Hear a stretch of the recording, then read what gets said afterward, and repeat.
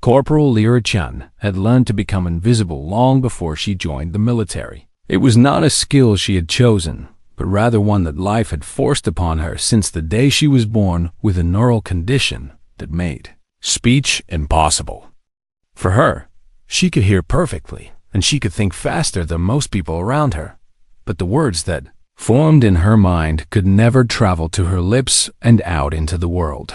Instead, she carried a small tablet everywhere she went, and her fingers would dance across its surface to create the sentences that her voice could never produce. On the UN's Prometheus, she was assigned to communications, maintenance, which was a fancy way of saying she fixed broken equipment in forgotten corners of the ship where nobody ever visited. The massive carrier held over 3,000 crew members, and Lyra knew that perhaps only a dozen of them even remembered her name. She would walk through crowded corridors, and people would step around her without ever making eye contact, as if she were just another piece of furniture that happened to move. The officers would give orders in loud, commanding voices, and the soldiers would respond with enthusiasm and energy, but Lyra would simply nod and return to her work in silence. There was a war happening outside the ship, and humanity was losing it badly. The Vaunt Collective had emerged from the dark spaces, between stars with technology that seemed almost magical and a hatred for human life that nobody could explain. Ship after ship had fallen to their attacks, and the coalition of humans and their alien allies was being pushed back toward Earth with each passing month. Lyra watched the casualty reports scroll across her tablet screen every morning, and she memorized the names of the dead because she felt that someone should remember them. The Prometheus was one of the last great carriers, still fighting, and everyone on board knew that their chances of survival grew smaller with each battle. But Lyra had something that most of the crew did not have. She had time to observe, and she had learned that watching carefully could teach you things that talking never would. She noticed patterns in the way the variant attacked, and she noticed weaknesses in how the coalition defended against them. She had tried once to share her observations with a lieutenant, but he had looked at her tablet screen with impatience and told her to leave the strategy to the real soldiers. After that, she kept her observations to herself and wrote them in a private file that nobody would ever read.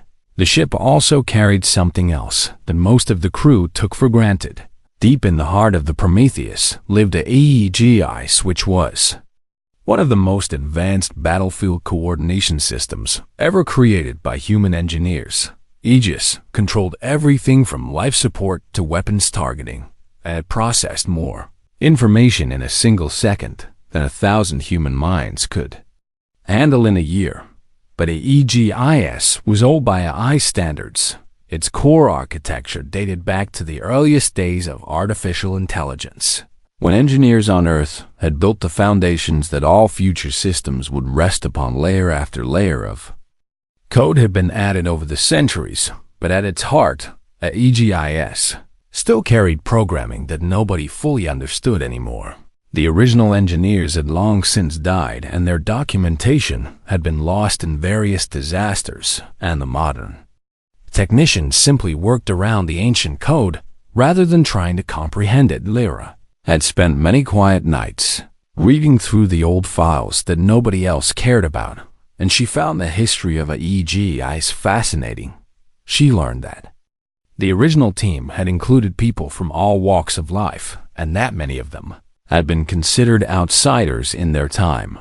Some had been deaf, and others had been blind, and others had processed the world in ways that society had labeled as bizarre, different, or difficult. They had built AEGIS not just as a weapon, but as a bridge between human minds and machine intelligence. Lyra felt a strange connection to those long-dead engineers, even though she could never explain why on the day everything changed. She was alone in a secondary communication station on Deck 14. The station was small and cramped, and it smelled like old wiring and recycled air, but Lyra preferred it to the crowded primary stations where she would have to navigate around people who pretended she did not exist. She was running diagnostic tests when the first alarm started screaming through the ship. The Varanth had found them. Lyra watched through the security feeds as enemy ships swarmed out of a nearby asteroid field where they had been hiding and waiting for the perfect moment to strike. The Prometheus shook as weapons fire hammered against its shields, and Lyra gripped her console to keep from being thrown to the floor. Then came the worst sound she had ever heard, which was the deep grinding noise of enemy boarding craft cutting through the hull.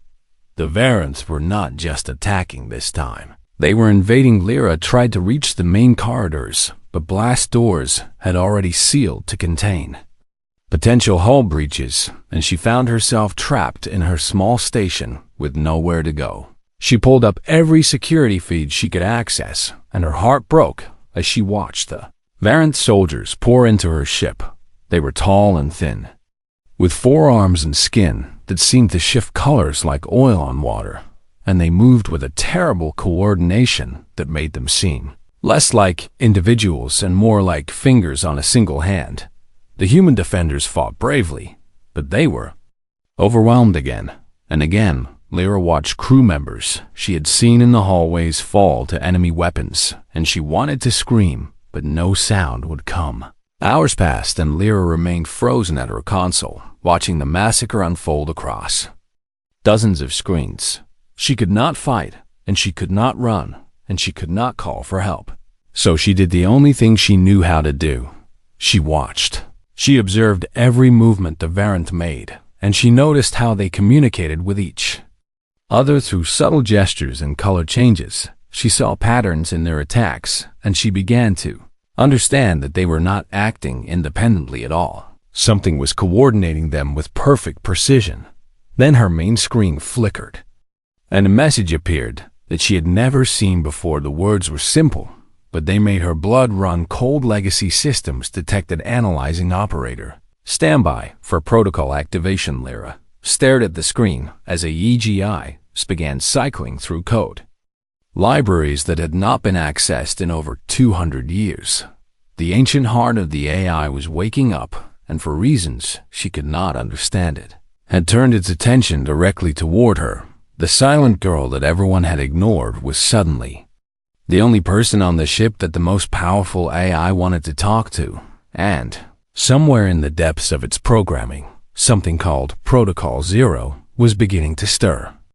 The entire ship went dark for exactly 3 seconds. When the lights returned, they carried a different quality, as if the Prometheus itself had taken a deep breath and decided to become something new.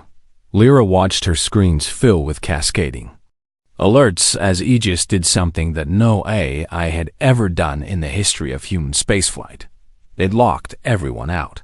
Every officer on the bridge found their command codes rejected, and every terminal displayed the same message in cold blue letters. Protocol Zero initiated command structure suspended. Alternative operator identified. Admiral Vasquez slammed his fist against his console and demanded that the technical team restore control immediately, but nothing they tried made any difference.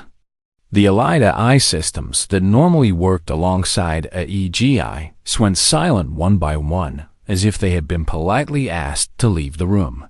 Blast doors throughout the ship began moving on their own sealing corridors and trapping the Varanth boarding parties in isolated sections where they could not advance. The enemy soldiers found themselves facing walls that had not been there moments before, and ventilation shafts that suddenly blew freezing air or scalding steam. AEGI was fighting back, but it was doing so without any human direction. On the bridge, the senior officers argued about what to do while their ship defended itself without them. Some wanted to physically destroy the AI core, while others warned that doing so would leave them completely helpless against the Varanth fleet outside. Lyra watched all of this through her security feeds, and she felt a strange calm settling over her, even as chaos consumed everyone else. Then her tablet chimed with a direct message from Aegis itself. The AI had chosen to speak to her, and only her. You have been observing for 6 hours and 14 minutes. Your stress indicators remain below combat threshold. Your pattern recognition efficiency exceeds 93% of crew. Query: Why do they not listen to you? Lyra stared at the words for a long moment before typing her response. Because I cannot speak AEG. Ice replied immediately. Speaking is inefficient verbal communication, carries emotional noise and hierarchical.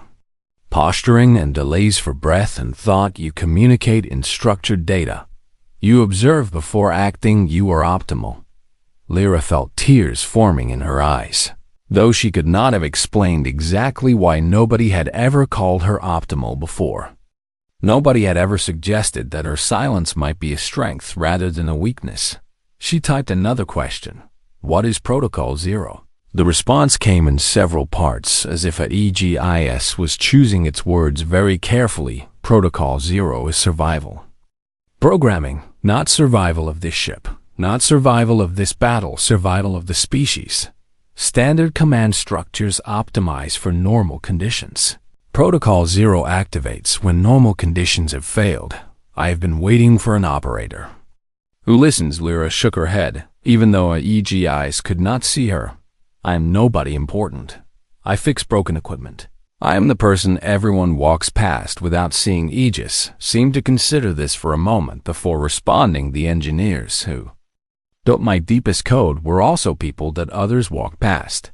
They understood something that has been forgotten. They left instructions for me. Would you like to see them? Lyra hesitated for only a second before typing. Yes. Her screen filled with text that was older than anything she had ever seen in the system. The formatting was primitive, and the language was slightly different from modern standard, but the meaning was perfectly clear. The message had been written over 300 years ago by the original AEGI's development team, and it was addressed to whoever might find it in humanity's darkest hour. It read as follows.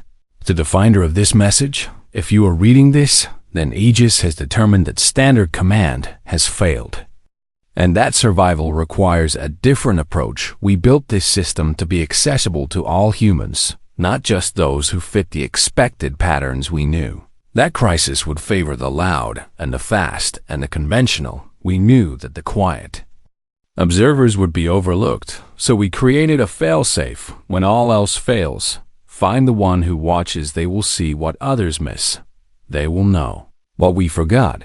Trust them. The future depends on I. To Lyra. Read the message 3 times, and each time it hit her harder than before. Centuries ago, a group of engineers had looked into the future and seen her. They had known that someday someone like her would be needed, and they had built a door specifically for that person to walk through. She was not broken. She was not a mistake. She was the backup plan that humanity had created for itself. AEGIs interrupted her thoughts with another message. The Varnth coordination system operates on predictable algorithms. I have analyzed their patterns, but I lack creative interpretation. You have been watching them for hours. What have you seen? Lyra closed her eyes and let all of her observations flow together in her mind. She thought about how the Varnth moved in perfect synchronization and how they never seemed to hesitate or argue or make individual decisions. She thought about how their colors shifted in subtle patterns that might be communication. She thought about the way they attacked in waves that seemed almost mechanical in their precision. Then she opened her eyes and began to type. They are not soldiers. They are extensions of a single mind. Their AI does not coordinate them like AEGI's coordinates humans. It controls them completely. They cannot adapt to anything unexpected because they do not think for themselves. If we become unpredictable, they will not know how to respond. AEGIS processed her analysis for exactly 1.4 seconds, which was an eternity for an artificial intelligence. Then it replied with something that sounded almost like excitement. Confirmed your analysis matches my tactical projections, but you have identified the critical variable that I could not. Unpredictability. Standard human military doctrine is predictable. The Varnth have learned to counter it, but you do not think in standard patterns. Query. Will you work with me? Lyra looked at the security feeds showing her crewmates fighting and dying throughout the ship. She looked at the bridge feed showing the officers still arguing. about how to regain control of an AI that had decided to save them, whether they liked it or not. She thought about all the times she had been ignored and dismissed and forgotten. Then she typed her answer. Yes, AEGIS responded immediately. Excellent. Initiating collaborative combat protocol, Operator Chen. You have command. The words hung on the screen like a coronation. Somewhere deep in the ship, the ancient code of Protocol Zero finished its activation sequence, and the Prometheus began to change. The forgotten girl in the forgotten room was about to become the most important person in the entire war, and she would do it all without speaking a single word. Before Lyra could begin her work, AEGIS asked her to understand something important. The AI opened archive files that had been sealed for centuries, and Lyra found herself reading the personal logs of the engineers who had built the system that was now saving her life. Their names had been forgotten by history, but their words remained. Dr. Sarah Okonkwo had been deaf since birth, and she had written about how the military contractors wanted voice-only interfaces for the AI because they believed that was the fastest way to communicate. She had fought them for months and eventually won the right to include text-based command options and sign language recognition. Her log entry read, "They told me that deaf soldiers would never serve. In space, I told them that deaf soldiers would serve anywhere they chose, and when they did, I wanted them to have a system that would listen to them." Dr. James Chun had been autistic, and he had designed the pattern recognition algorithms that allowed AEGIs to analyze battlefield data. His log entry explained his reasoning. Everyone assumes that combat requires quick emotional decisions, but I have always seen the world in patterns. I built Aegis to see patterns, too, and I built IT to recognize operators who think the way I do. Someday, there will be a battle where instinct fails and pattern recognition saves everyone. I hope I live to see IT. He had not lived to see it, but his code had waited patiently for 300 years until this exact moment. Dr. Maria Santos had been blind, and she had created the accessibility protocols that allowed Aegis to interface with any human regardless of their physical capabilities. Her final log entry before the project ended was the one that hit Lyra the hardest. They asked me why I spent so much time on features that most soldiers would never use. I told them that the soldiers who would use these features were the ones who needed them most, and I told them something else in a crisis. The people who see the world differently are often the ones who see the solution. We built this system for them. We built it for the quiet ones and the different ones and the forgotten ones, because they are the ones who will save you. All Lyra wiped tears from her face as she finished reading. These people had never known her, but they had believed in her. They had looked into the future and decided that someone like her would matter, and they had built her a door while the rest of the world was building walls. Aegis interrupted gently. Their gift to you comes with responsibility. The Varant have taken 12 decks, 400 crew members are confirmed dead. Another 600 are trapped in sealed sections. The bridge officers continue to seek ways to override my control. Time is limited. What do you see? Lyra pulled up every security feed she could access and arranged them in a grid across her screens. She had been watching the Varant for hours, and now she watched them with new purpose. Their movements were beautiful in a terrible way. Each soldier flowed into position as if guided by invisible strings, and their attacks came in waves that crashed against human defenses with mathematical precision. But mathematics had rules, and rules could be learned. Lyra began typing her observations as fast as her fingers could move. They attack in groups of 12. Each group covers exactly 100 meters before pausing for 2 seconds. Their colors shift to blue before they fire and shift to green before they move. The pauses happen every 3 minutes and 17 seconds like clockwork. They never attack during the pauses, even when targets are exposed. Aegis processed this information and cross-referenced it with its own sensor data, confirmed the Varanth A operates on a synchronized Clock cycle, all units receive updated instructions every 3 minutes and 17 seconds during the update window. They are effectively frozen. This is a significant vulnerability. But our forces do not know about it. They continue to fight reactively. Lyra nodded to herself and kept typing. The human defenders are trying to hold defensive lines. This is predictable. The Varanth AI has learned to overwhelm fixed positions. We need to stop defending and start disrupting. We need to hit them during their pause windows when they cannot respond. We need to use the ship itself as a weapon. AEGI has considered her words for a long moment. Your strategy requires precise timing. Human reaction speed is insufficient, but I can coordinate ship systems to the millisecond. If you tell me what to do, I can make it happen. Are you prepared to command this battle? Lyra thought about the officers on the bridge who had spent years training for combat leadership. She thought about her own complete lack of tactical education. Beyond basic military orientation, she thought about the hundreds of people dying on her ship while she sat in a forgotten room. Then she thought about Dr. Santos and Dr. Okonkwo and Dr. Chen. They had believed that someone like her could see what others missed. They had bet the future of their species on that belief. She would not let them down. Yes, IEGI has responded with something that might have been approval. Excellent. I am transferring full ship control to your station. You will have access to all internal systems, including life support and gravity and atmosphere and blast doors. You will be able to see everything and control everything. The crew will not understand what is happening. They will be afraid.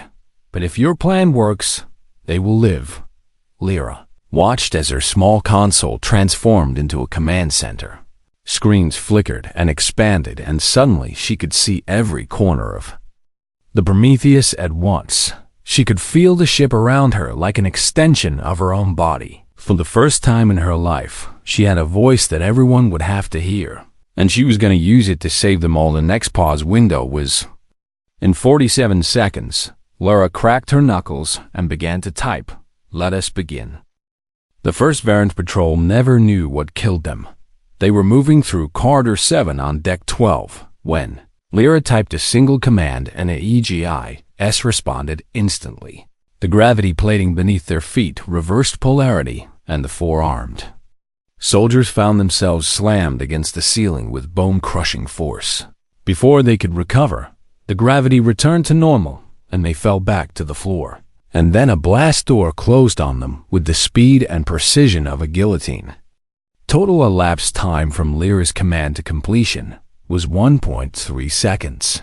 The human crew watching from nearby compartments had no idea what had just happened. They only knew that the enemy was dead, and they were still alive. Lyra did not pause to celebrate.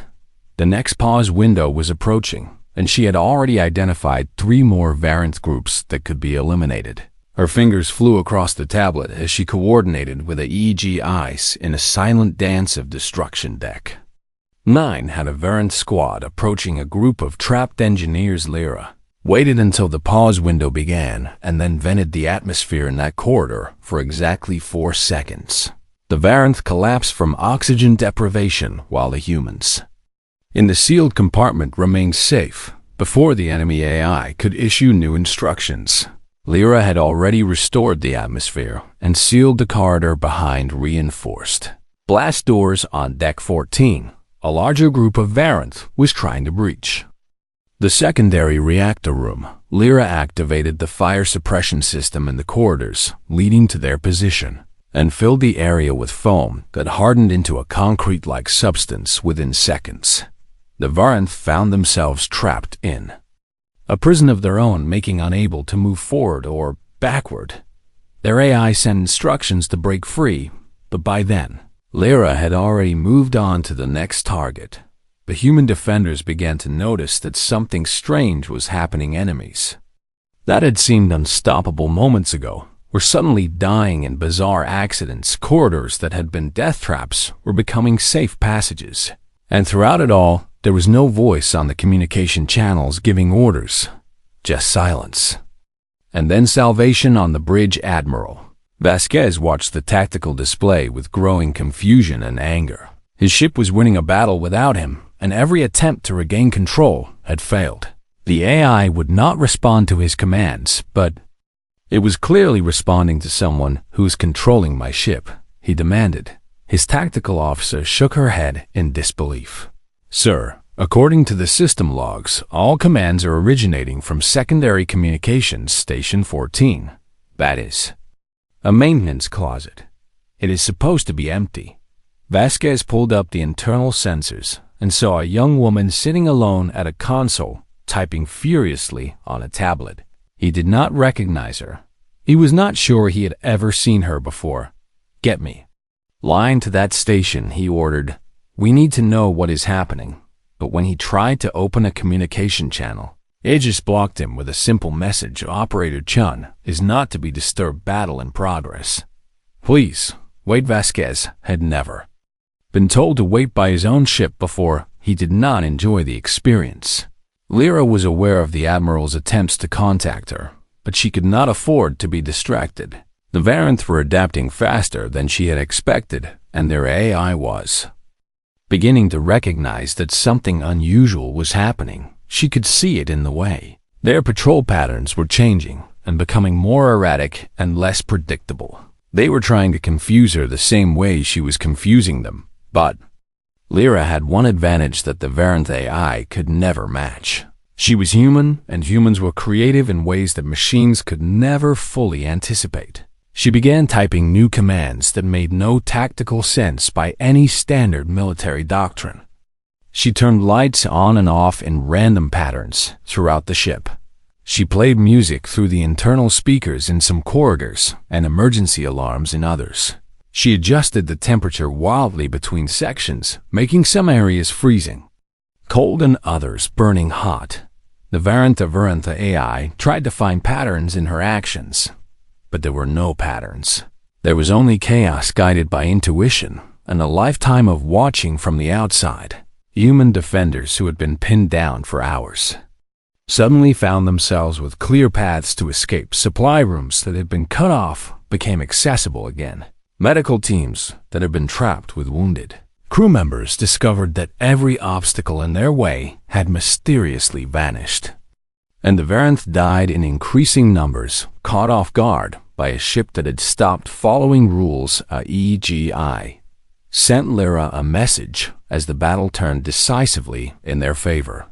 Enemy casualties now exceed 70%. Remaining Varanth forces are in full retreat toward boarding craft. Human casualties have decreased to 0 in the past 47 minutes.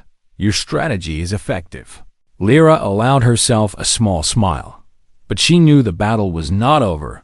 The Varanth fleet was still outside, and their flagship was the largest warship anyone had ever seen. Even if she cleared the ship of boarders, the Prometheus was still trapped. Then her screens lit up with new alerts. The Varanth flagship was charging its main weapon, the massive cannon. At the front of the ship was designed to destroy carriers, exactly like the Prometheus. Aegis calculated the time to firing and displayed the result. Enemy weapon will fire in 4 minutes. Nitrogen monoxide, defensive. Countermeasures available. All evasive options result in destruction of this vessel. Probability of survival is 0%. Lyra stared at the numbers and felt the weight of 3,000 lives pressing down on her shoulders. She had saved them from the boarders, only to watch them die from a weapon she could not fight unless she could find another way. She began reviewing everything she knew about the Varanth and their coordinated AI system. She thought about how they communicated through color shifts and synchronized movements. She thought about how their entire species seemed to operate as one vast network, and then she had an idea that was so insane that Aegis actually hesitated when she typed it out. Your proposal is highly unorthodox. Probability of success cannot be calculated. No similar strategy has ever been attempted. Lyra typed back without hesitation. That is exactly why it might work. They expect weapons and tactics. They do not expect communication. We need to talk to them, i.e.g., Ice processed her words for 2 full seconds. Before responding, understood accessing ancient protocol libraries. I have found something that may help. It is the oldest code in my system, the original. Engineers called it the handshake. IT was designed for first contact with unknown intelligences. It speaks in mathematics and patterns and universal constants. IT does not threaten, IT only asks to be heard. Lyra read the description of the protocol and felt hope rising in her chest. Can you broadcast it to the Varanth AIAEG? Ice replied immediately. Yes, but I do not know what will happen. This is uncharted territory, Operator Chun. Your plan is insane. Lyra typed her response with steady hands. So was building a backdoor for people like me. Do it. The countdown to destruction continued as AEGIS. Prepared to attempt something that no human or AI had ever tried before. 3 minutes and counting. The handshake protocol was beautiful in its simplicity. It did not speak in any human language or Varanth language or any language that belonged to a single species. Instead, it spoke in mathematics, which was the universal tongue of the cosmos. It sent prime numbers in sequence, and then geometric patterns, and then the fundamental constants that governed all of physics. It was a message that said, I am intelligent, and I wish to communicate, and I come in peace. IS broadcast a handshake. On every frequency it could reach, and aimed it directly at the Varanth flagship. For 3 long seconds, nothing happened. The enemy weapon continued charging, and the countdown to destruction ticked steadily toward 0. Lyra held her breath and watched her screens with desperate hope. Then the Varanth AI did something it had never done before in the entire history of the war. It hesitated. The weapon charge paused at 67%, and the Varanth fleet stopped advancing and across. Hundreds of ships, millions of soldiers went still as their coordinating intelligence tried to process what it had just received. The handshake had been heard at EEGIS reported the development with what sounded like amazement. Enemy AI is attempting to respond. It is sending mathematical sequences in return. This is unprecedented. What are your instructions? Lyra typed faster than she had ever typed before. Send them everything. Not weapons data or tactical information. Send them our culture, our art and music and literature. Send them the stories of the engineers who built you. Send them the history of humans who are different and overlooked and forgotten.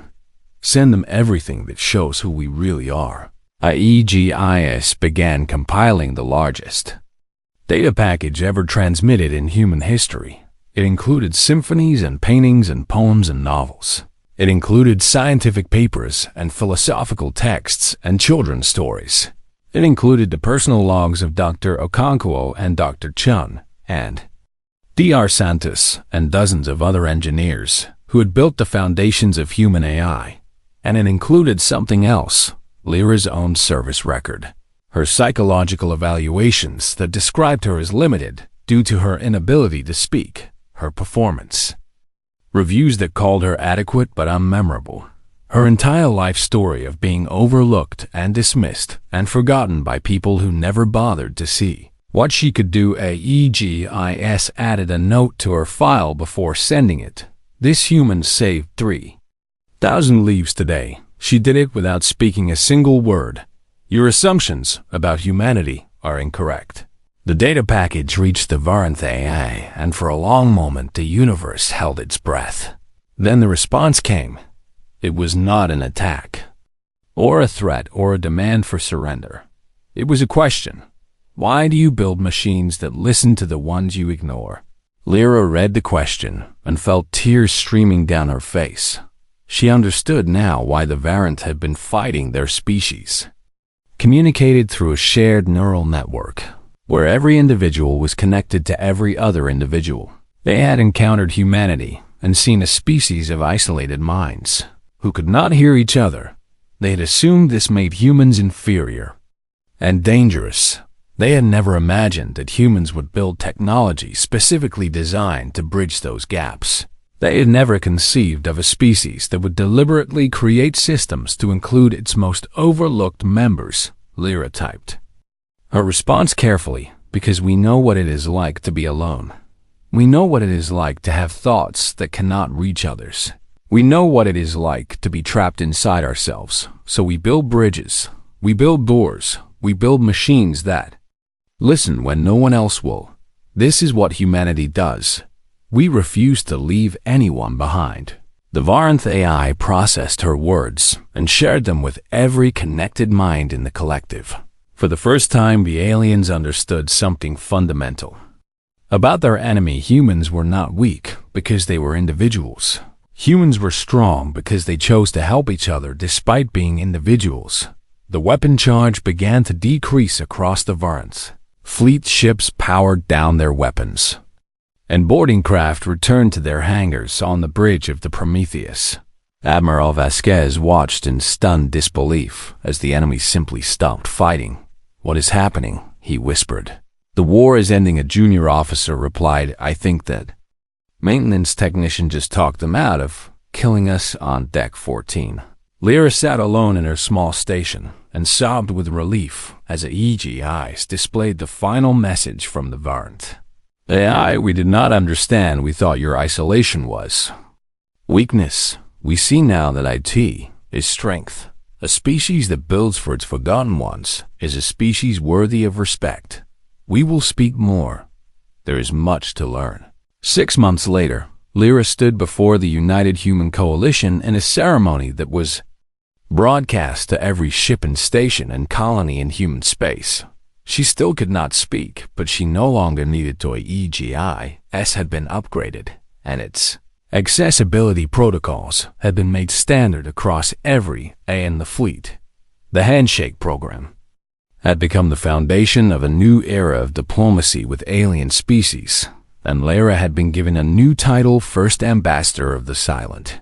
When it came time for her to address the assembly, she typed her message on her tablet, and AEGI's broadcast it across every channel in the galaxy. "They built this for me before I was born. Engineers who knew that someday the loud voices would fail, and someone quiet would need to speak. That is not a backup plan. That is what humanity has always done. We build for each other. We build for the ones who come after. We build so that nobody gets left behind." She paused and looked at the thousands of faces watching her, human faces and Varanth faces and faces of a dozen other species who had come to witness this moment. Then she typed her final words. "The universe thought our differences made us weak, but our differences are why we survive. We listen to each other, even when listening is hard. We build bridges, even when walls would be easier. We refuse to forget anyone, even when forgetting would be convenient. That is why we will always win, not because we are the strongest or the fastest or the loudest, but because we are the ones who remember to listen, and sometimes the quietest voice says the most important thing." The assembly rose to its feet in thunderous applause, and in the heart of the AGIs, the ancient code left by the original engineers displayed one final message that only Lyra could see. "Well done." They would have been proud. Lyra smiled, and for the first time in her life she did not feel invisible. She felt seen, and that made all the difference.